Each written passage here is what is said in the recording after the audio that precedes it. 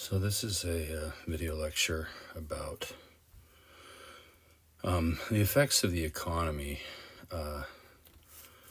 on the value systems of Europe in the 17th century, and also looking at some of the aspects of the economy that were transformative in this period. And it's important to realize that these go hand in hand, right? The Reformation, certainly by the mid-17th century, had run its course. The 30 Years' War had been this massive cataclysm that had transformed the thinking of people in Europe. And some people had been enriched by this. Some kingdoms or principalities had been enriched. There's a great deal of variation in the way that these things took shape. Everything from the kind of noble-dominated and the majority of people being in serfdom in a place like Prussia or even Austria, or certainly Poland or Russia, to the rather more egalitarian societies of, say, England, or especially the Netherlands in this period, to the, we might say, failed policies of Spain, which had been the great power of the 16th century. But regardless, one thing to acknowledge here is that the concept of rights as it exists in the modern day was not yet known or imagined in the 17th century. By the end of the century, you start to have people writing a little bit about this, and there were antecedents to it as well. But we don't get to Enlightenment ideas about basic human rights or fundamental human rights until the 18th century with the writings of people like John Locke. And so, instead of rights, people in the 17th century, and this certainly goes for earlier periods as well, conceived of privilege. A person either had privilege or they did not have privilege. And privilege in earlier periods was tied to grants of privilege that were made by people in authority who would give this to, say, a town or maybe even an individual or a community or something like that. Certainly institutions like monasteries or churches had privilege, nobles had privilege, but the vast majority of people did not. Privilege starts to mean other things in this period. One, with the rise of commercial capitalism, is that privileged people are allowed and even encouraged to engage in the procurement of luxury goods and, we might say, the privilege of wasting, right, of conspicuous consumption. That term is not invented till the late 19th century with the American economist Thorstein Veblen, but we already start to see that in the 17th century. Some people become fabulously wealthy, and a mark of that wealth is kind of the ability to waste things. To not eat all of the food that I have on my plate, or to hold a sumptuous feast and most of it gets thrown out or, spoils or something like that. To have more clothes than I would ever be able to wear in a lifetime. And most of them just sit in a closet or in a box or something like that. And these are just examples of this. This will continue to develop, of course, well into the late 19th or even early 20th centuries. The Gilded Age is, where this, I think, fully comes to its ultimate destination. But, it's already starting to appear in the 17th century. To represent the kind of thinking that existed in this period, that relates to economics, we can look at, and the textbook brings this up, a 1696 survey done by an Englishman named Gregory King, where he estimated the population of England at about 5.5 million. And he said of that 5.5 million, about 2.7, so almost half of the 5.5 million, are actively involved in the enriching of the kingdom and growing the kingdom's wealth. And he would include in this, of course, the nobles, the royals, but also business owners, shopkeepers, artisans. Anybody who owns property would be in the contributing to the wealth of the economy or building the wealth of the kingdom category.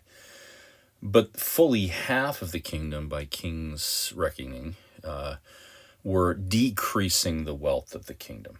These would be people who don't own land and thus cannot procure enough even to feed themselves and have to be reliant on the charity of those who have more than enough.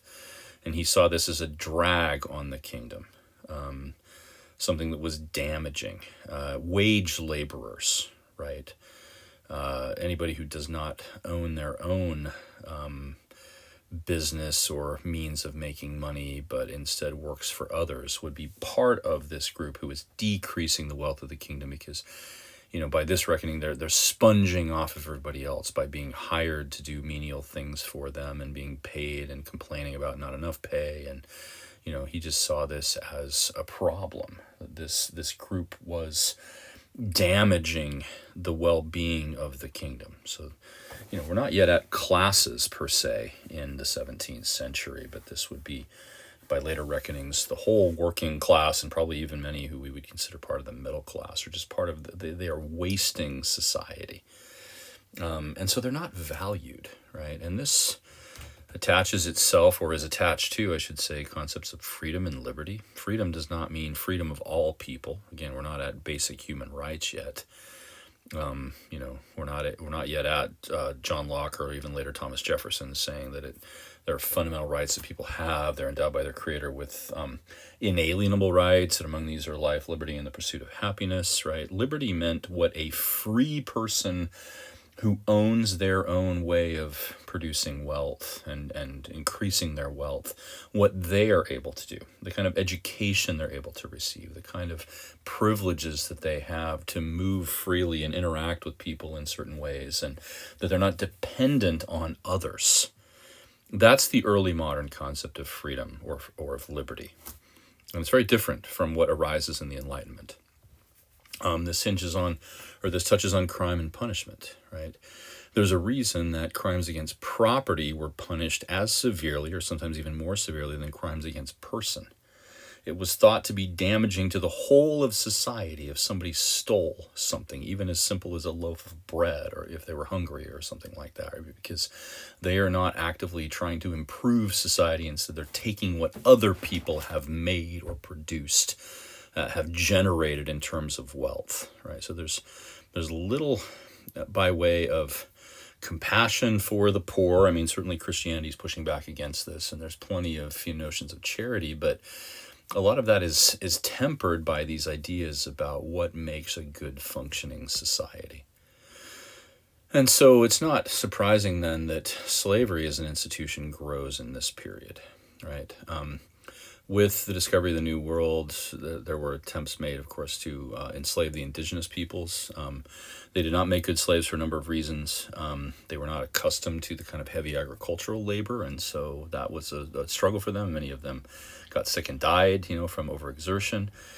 But more importantly, perhaps, over time, the Native American population died mostly of smallpox, right? So by the 17th century, about 90% of the indigenous American population that had existed at contact, meaning in 1492,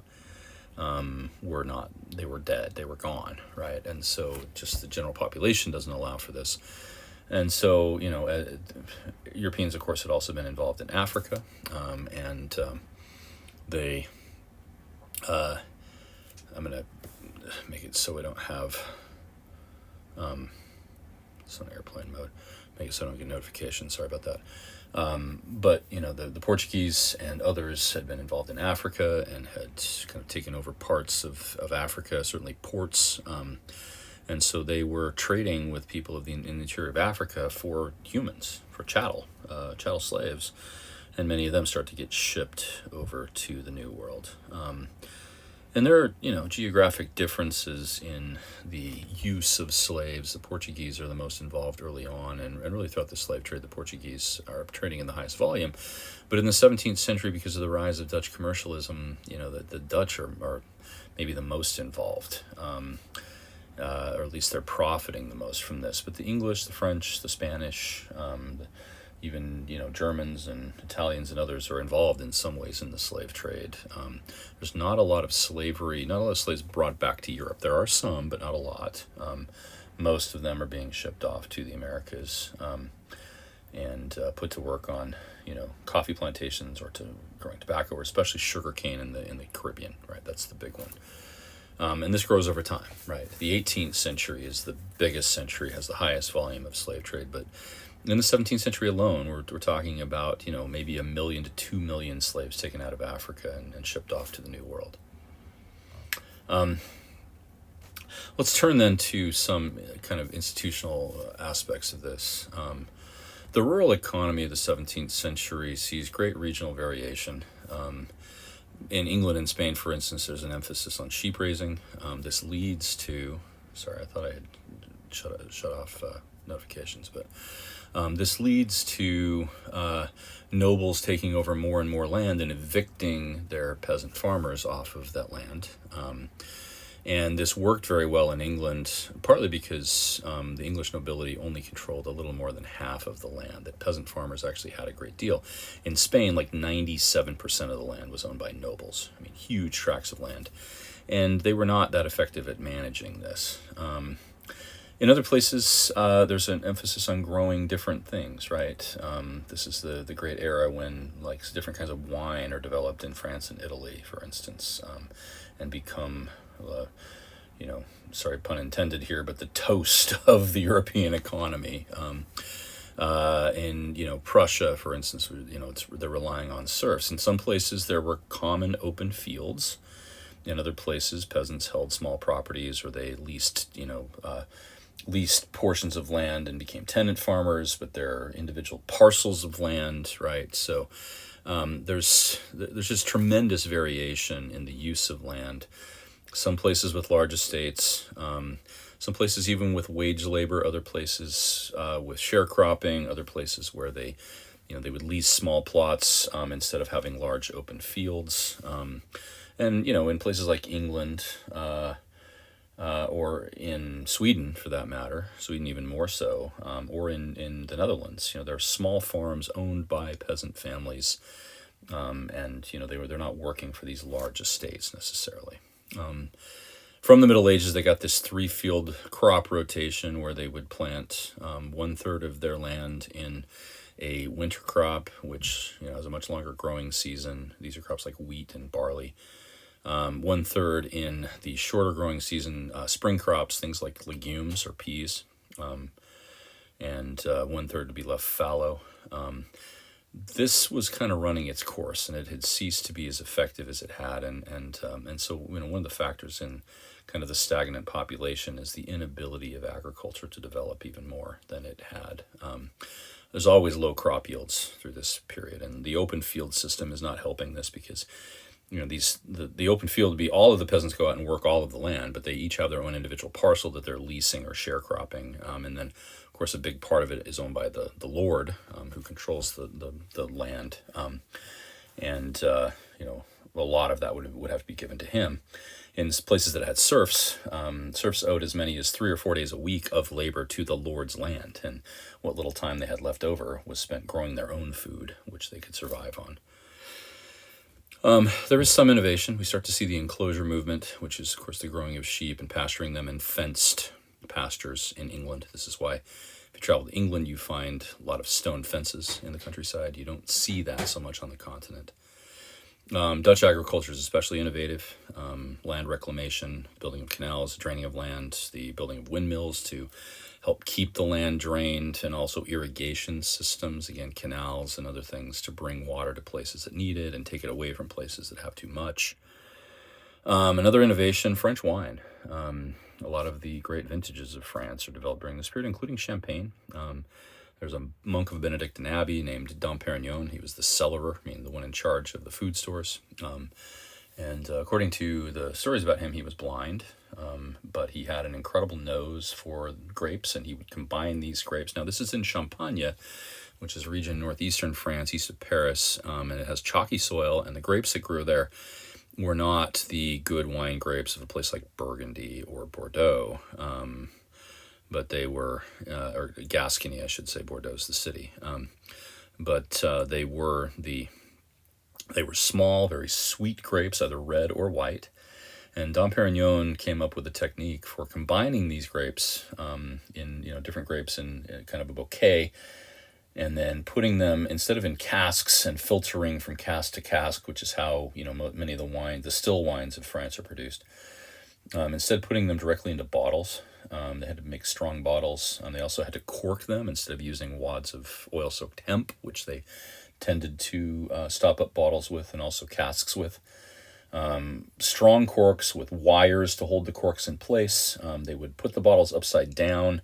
The sediment would collect on the cork, and then they would quickly take the cork off, scrape off the sediment, put a little pinch of sugar in, and then cap it again before it lost its effervescence. And the bouquet of grapes would, when it fermented, it got frothy. It produced the kind of carbonation technique or effect. And so champagne, which is a far cry from champagne today. It's made with a totally different process, but this was an innovation, and it became widely popular. The kings like Louis XIV just absolutely loved their champagne and ordered it in huge amounts. Manufacturing in this period, again, regional variation, right? Still with the rural putting out system, but increasing innovation with this, experimentation, taking different kinds of wool from different breeds of sheep and combining them together in different weaves until they found something that was popular. A lot of the value of the wool would come through the dyeing process, and so this becomes increasingly industrialized. And so there is a kind of assembly line, but much of it happens in the rural setting, with peasants who are semi-skilled at doing these things, at spinning, weaving, and dyeing, but it produced in large amounts in some places, at least. Definitely in the Netherlands. The Netherlands are buying up wool from Spain and from England, and then they're producing it in the rural putting out system and bringing it into urban factories and finishing off the dyeing process, and then the merchants would sell it, right? Silk was very much an urban manufacturing process, and especially in places like Italy. The city of Lucca was a major silk production. And in silk, instead of quantity, which is what the wool industry was going for, they wanted quality, right? This is a true luxury good.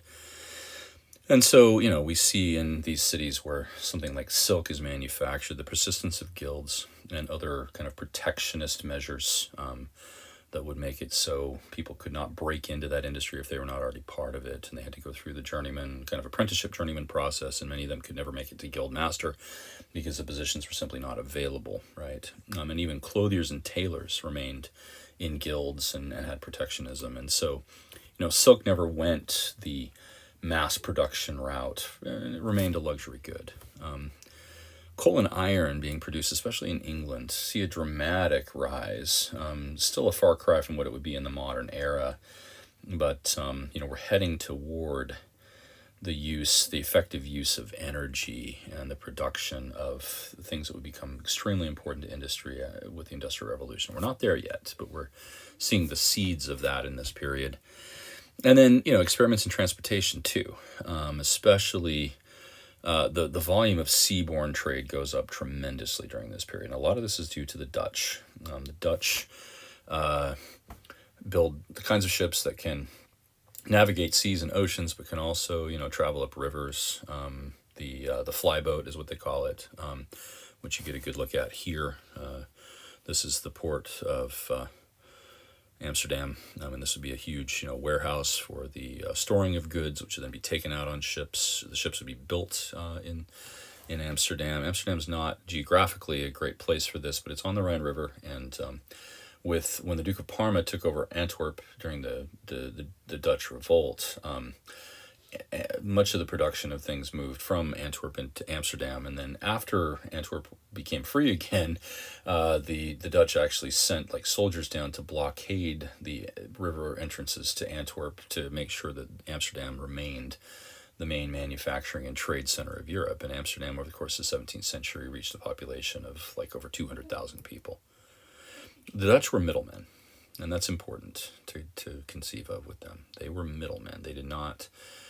a lot of what they're doing is getting raw materials from one place, arranging for the manufacturing of it in Holland, whether this is, tobacco from the English colonies in the New World, or coffee from South America, or sugar, or wool from England or Spain, or, any number of things. Actually, the Dutch, their number one product was fish from the North and Baltic Seas. And a lot of that was for domestic consumption, but they traded this. They would, pickle the herring or whatever the fish was. Herring was the most common fish. and they would put it into casks, and they would ship it to other places and sell it, right? So contributing to the European diet. So they got things from all over the world: lumber, grain, cattle, copper from Northern Europe, wool, wine, silk, silver from Southern Europe, spices, tea, China, cotton from Asia, sugar, tobacco, and furs from the Americas, and of course slaves, which they're getting from Portuguese or Spanish or English traders. Or there are Dutch colonies that they take over Angola, for instance, in this period from the Portuguese. Later, the Portuguese get it back. But they're procuring slaves, or their Dutch boats are taking the slaves then to the Americas. They're trading them there for things like sugar or tobacco, and they're taking them back to Europe. Their ships are going off to Asia and procuring spices and tea and China and cotton from India. They're bringing that back to Europe, right? The Dutch did not produce the kind of mega merchants that we saw in Italy or in Germany in the 16th century, like the Fuggers or the Medicis. Instead, they were a lot of smaller merchants, right? But just the volume of them, the number of them was much larger. It wasn't like a couple of big merchant families dominating everything. It's a lot of small merchants doing all of these things, getting involved in this. And Amsterdam itself becomes, as I said, this major thing. The Dutch government was rather diffuse. They were technically ruled, or they acknowledged the sovereignty of the House of Orange, but they didn't. This wasn't a monarchy per se, and government actually moved rather slowly and mostly stayed out of the affairs of business. It's still that the States General, the Parliament of the Dutch, had a system where all 7 provinces had to agree to something, and so business tended to get bogged down there. But this left the merchants free to act without interference and regulation. And those sorts of things, okay? And this leads to the development of these joint stock companies. And so these merchants would pool their resources. They would buy stock in companies. The 2 most important companies are the Dutch East India Company, or the VOC, which is the acronym for it in Dutch, and the Dutch West India Company. These essentially divide the world into 2. The VOC, or the Dutch East India Company, would control the Eastern Hemisphere. The Dutch West India Company controlled the Western Hemisphere. The VOC of the 2 is far more successful and powerful.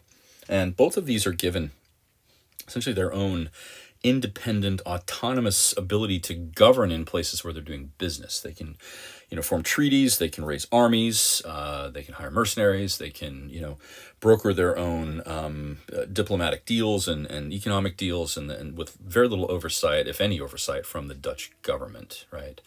And so this is, the VOC is one of the agents of the beginning of European colonialism.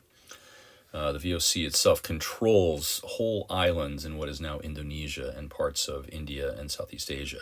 The VOC establishes a landing point in southern Africa, which comes to be called Cape Town, right? Which is really just a way station for ships going to and from the Asian arena that they're operating in places like Indonesia and India. The West India Company is harder. It has a harder time because the Spanish and Portuguese and English have divided up the New World, and the Dutch did control some land, like New York, for instance. Manhattan and Albany were Dutch settlements. But of course, they ceded these to the English in the second half of the 17th century because they just weren't that profitable. And it was harder for them to break into those places. They did, as I said, control Brazil for a few decades, but the Portuguese were able to take that back. And so the Dutch are the greatest innovators economically in this period. And the 17th century really is the century of the Dutch, even though, and this is a country of only 2 million people, but somehow, mostly through their economic innovation, they're able to dominate the world economy. Why do we have the capitalist ethos? Well, part of it is, the Dutch are strict Calvinists, but that doesn't necessarily apply. They weren't missionary-minded, we might say. They did business with the rest of the world with no intent to convert, probably because the sense of predestination held that people from other places simply aren't among the saved, and so we don't have to worry about, missionizing to them. We can just trade with them. And so the church stays mostly, almost entirely, out of the affairs of business in the Dutch arena. All right, I think I'm going to stop there. We've got other things we can talk about, but this has gone on for long enough, so hopefully that gives you a good idea of the connection between ideology and economic activity during this period.